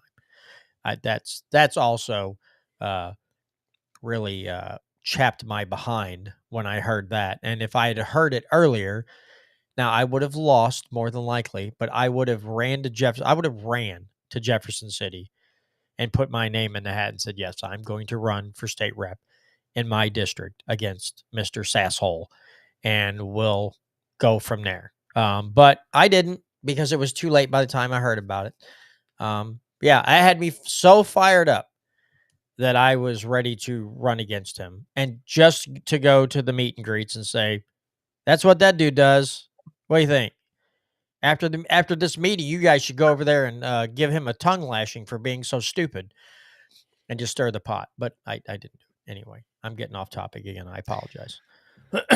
Well, you know what I think is interesting too is I've never been like a ballot initiative has never an initiative petition has never made it onto the ballot that I've ever seen anything like actually moving the needle towards limiting government.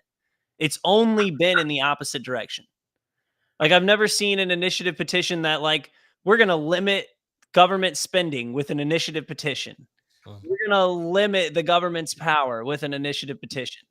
It just never goes that way. Like, we're going to limit DESI's funding for the next 5 years. We're going to cap it at its current rate for the next 5 years with an initiative petition. Never seen it.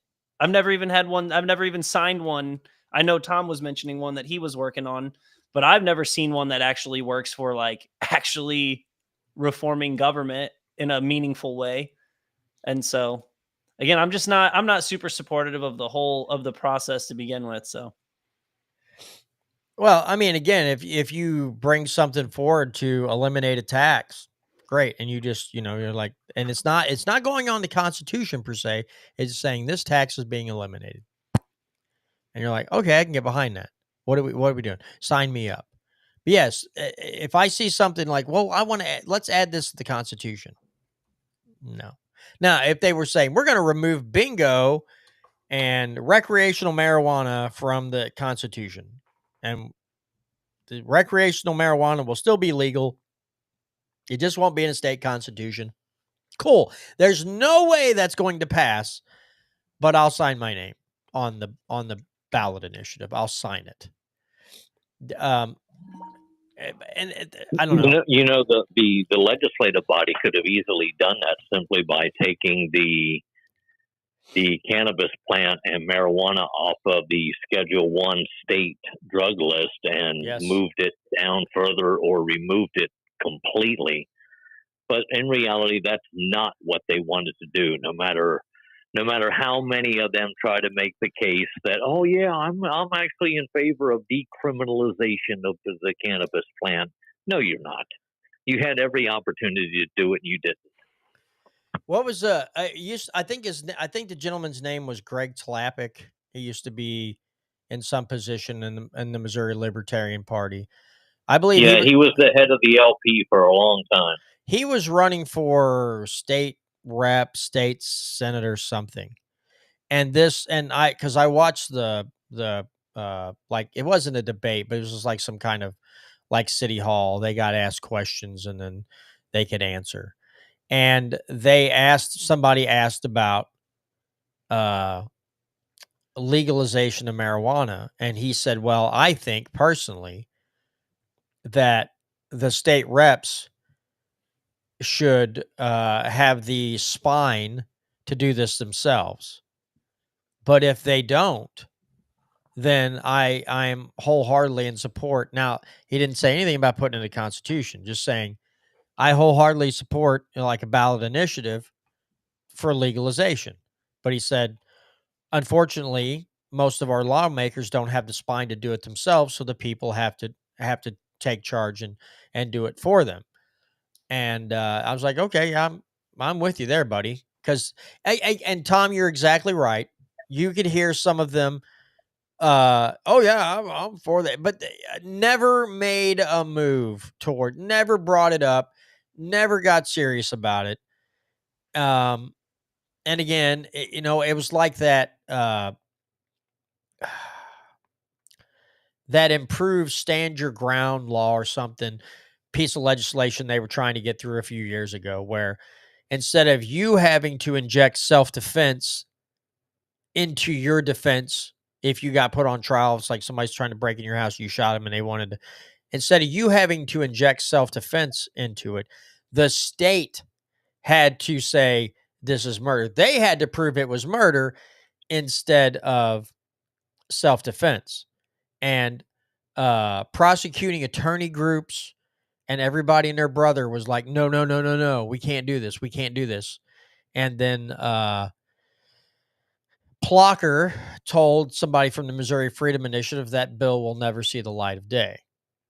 And so it's just legislation like that. I mean, you know, their excuse was, well, the prosecuting attorneys just don't have the money and the resources and the time for that. And his response was, "And you think general citizens have more money than the state does to bring in to get an attorney and prove self defense? You think the state has less money than a single person who was just exercising their natural right of self defense? Are you out of your freaking mind right now?" But that was their mentality. The state just doesn't have the time and resources for that. Like, they got a hell of a lot more resources than most people do. You're literally, you have several arms of the government who can bust your chops, and you can get one attorney. But you can have the police, you can have prosecuting attorneys, you can have judges, you can have the whole legal system against you. And somehow that's just not enough. If it's a self-defense case and they want to say it's murder, instead of putting the onus on them, they're going to put it on you, which violates, I don't know, a lot of your individual rights, your natural rights. But I just found that very amusing. But prosecuting attorneys and other law enforcement institutions and agencies were a hard no on that. And since Plocker got so much money from those type of organizations, that bill didn't even come anywhere close to a vote on the floor. So, yeah, a lot of things done. Again, it gets wrote into the Constitution or what have you. And not many things done that are going to make you more prosperous or give you back some liberty, any of that thing. So it's just a sad state of affairs, really. I have one question for, I guess, both of you guys, kind of. How do you see the redistricting? Like, does it have an impact on, like, politically on anybody, like, not the U.S. candidates running in the new districts, but as far as like Republicans in Missouri in general, does this move the needle for them one way or the other? Like, are independents going to be angry with Republicans that they did this in the state of Missouri, that they're trying to redistrict? Hate to go back, but I'm just curious as to what your thoughts are. By and large, I don't think so. I don't think there would be a groundswell. I mean, there's morons like me that will say, "Hey, you guys shouldn't do this." But I mean, am I going to get adamantly up in arms about it and go with my pitchfork and revolt in Jefferson City? No, because I know there's not enough of a groundswell of people who are adamantly upset about it. Heck, I seriously doubt if most of the Democrats are that upset about it. unless the unions figure out a way to pay them like $100 or something to go to Jefferson City and protest about it, I don't think there's going to be that big of a groundswell of people going, don't you think that you should be waiting until the next census? That's my opinion. Yeah, I don't think you're wrong, Tom. There's too much cheerleading for even though I don't see it having a major impact. There's too much cheerleading. The people on the Republican side think this is amazing. They think this is the greatest thing since sliced bread. And the Democrats are acting like we're trying to they're trying to bring back like slavery and stuff, and we're trying to reincarnate Hitler in a secret lab somewhere so he can take over. I mean, it's just ridiculous. And again, if they were doing their freaking job the way they're supposed to be doing, we wouldn't have to play these stupid freaking games. If they would just govern constitutionally, which apparently is asking for a whole lot from most of them, we wouldn't have to do this kind of stuff. But here we go. We have to listen to temper tantrums and the gnashing of teeth and the hanky stomping and the hand wringing, and watch them have an absolute meltdown. And it's like, God, how much power is enough for you all? That's to me, that's one of the worst things. How much power do you have to have before you're happy? How much lording over, how much control of people do you need to have before you're happy? Is it like, are we going full Darth Vader and Emperor Palpatine here? Is that what we're doing? Going full Star Wars? And every time somebody goes, I want to trample on their liberty, you just hear one guy go, do it. Like he's like at the end, do it. And you're like, oh my God. And then he just pulls out a lightsaber and just cuts the head off liberty again. You're like, I don't understand these people.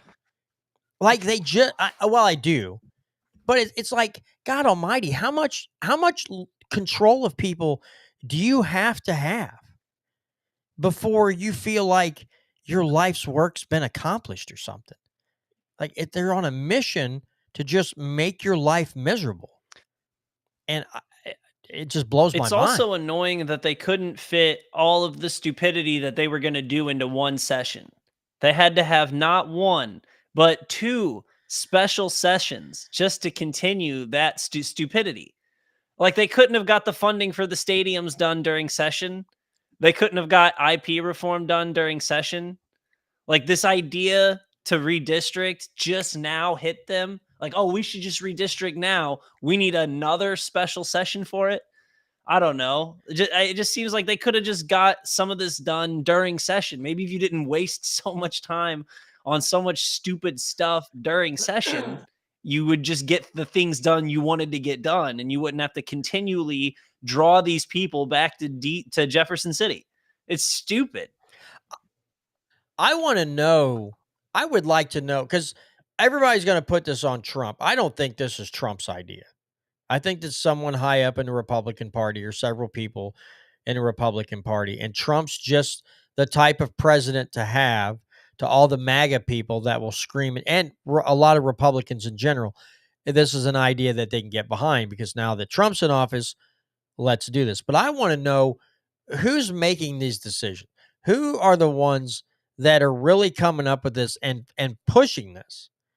I'd like to know the names of the people on the National Republican Party that are really forcing this issue and getting people stirred up. Again, still nothing with the Epstein files, but we can redistrict the hell out of a state.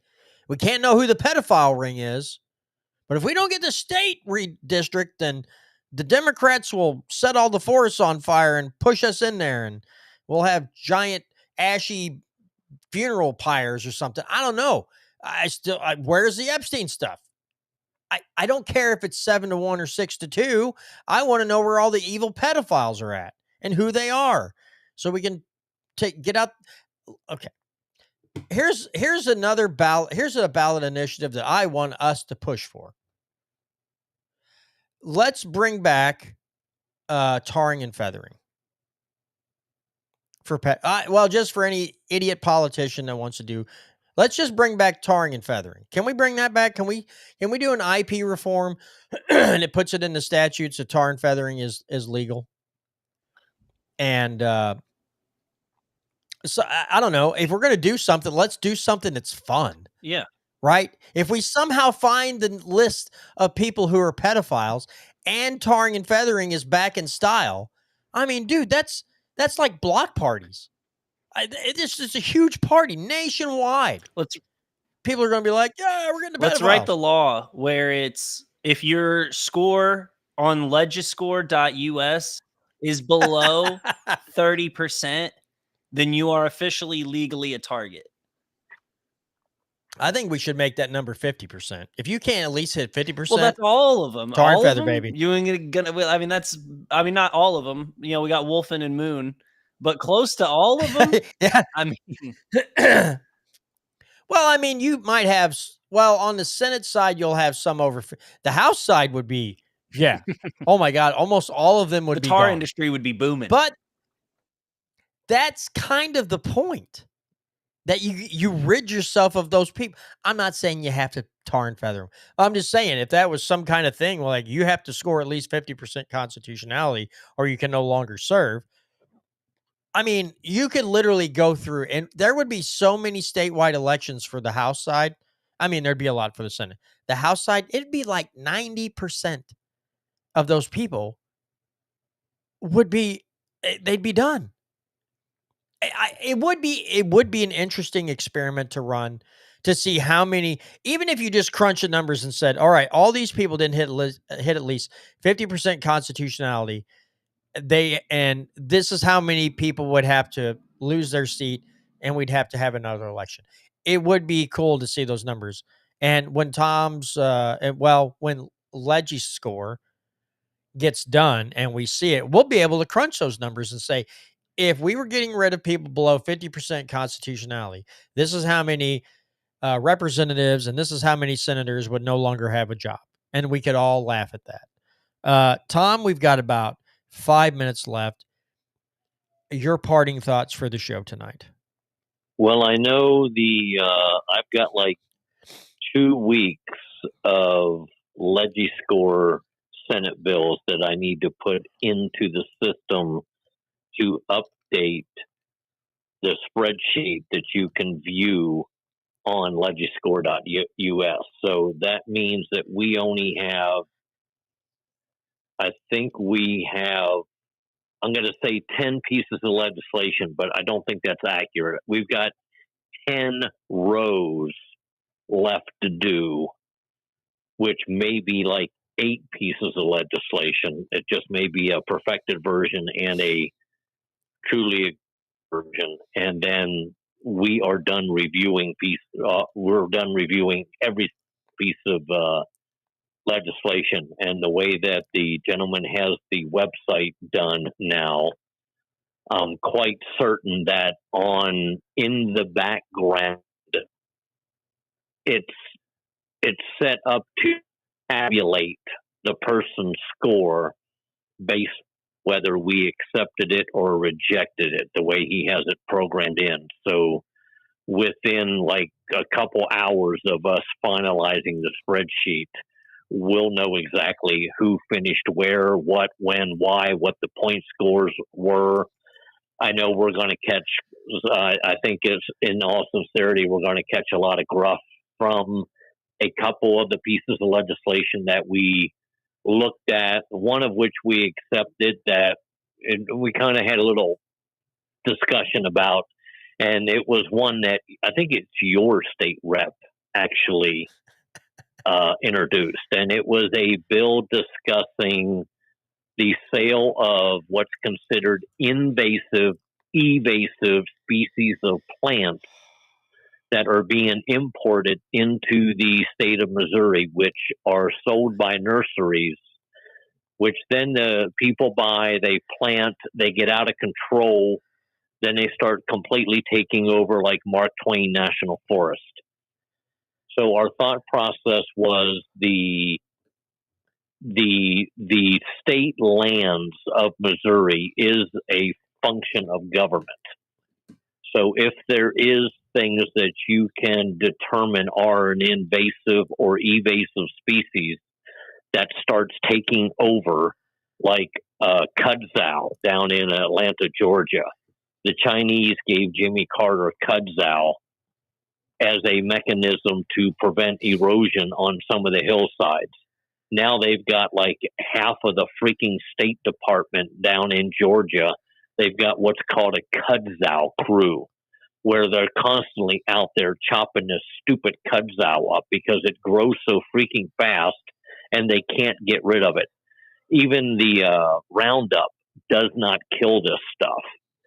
So if you're going to bring that stuff into the state of Missouri and it's going to get out into the areas that are like the Mark Twain National Forest, of which comes under government control, then yes, government does have an interest to keep those invasive and evasive species from populating that area and destroying that area. So that was in reality a piece of legislation that we accepted as a proper function of government to protect the state of Missouri and the wildlife and the unpopulated areas of the state of Missouri from getting overrun by plants and stuff that you just can't get rid of. Okay. And the sooner we, I mean, kind of like the Bradford pear. You know, the Bradford pear is a tree that was imported here, does not withstand our windstorms, and it gets tall enough to decapitate people's houses. Right. So the Missouri Conservation Department started running things. If you remove a Bradford pear, we'll give you a red bud. You know, slowly but surely, we've got to start removing things that grow in this state that take over. All right. Well, we've got to get back to native stuff. Right. All right, folks, that's going to do it for this week's edition of the Missouri Liberty Report. Again, a big thanks to Tom Martz for joining us on this episode. And I don't have any more upcoming guests slated. I am working on trying to get a couple. But thanks to all of you who watch on Facebook, YouTube, and Rumble, those of you who listen via podcasting app, and those of you who listen at molibertyradio.us. We'll see you next week right here on the Missouri Liberty Report.